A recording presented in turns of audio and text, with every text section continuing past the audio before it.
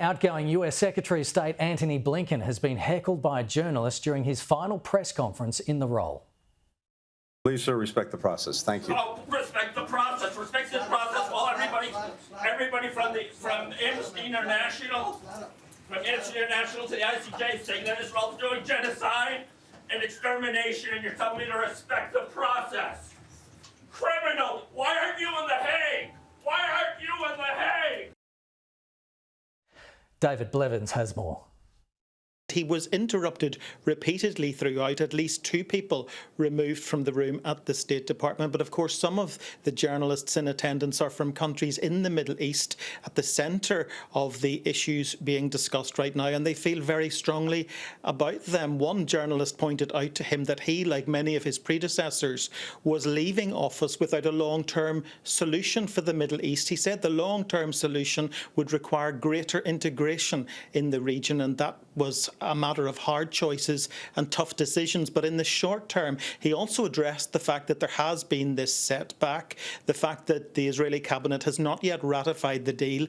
That setback is thought to relate to Hamas disputing which prisoners will be released. But in the short term, Secretary Blinken says he's confident that after 14 months of negotiations, what he described as a loose end will be tied up, will be resolved, and that things will proceed as planned. This is what he had to say.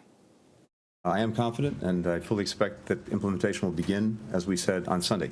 Look, it's not exactly surprising that in a process, in a negotiation that has been this challenging and this fraught, you may get a loose end. We're tying up that loose end as we speak.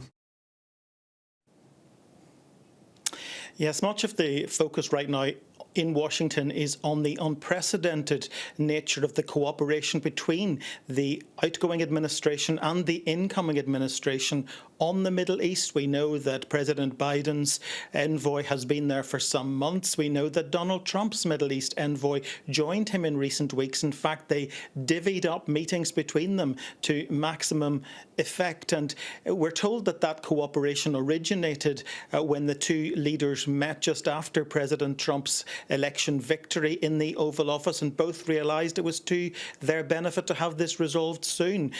President Biden yesterday described it as a very difficult negotiation. He's a man with 50 years of foreign diplomacy experience, of course, but talked about them speaking with one voice to get this done. And of course, now both of them, to some extent, can take the credit for it.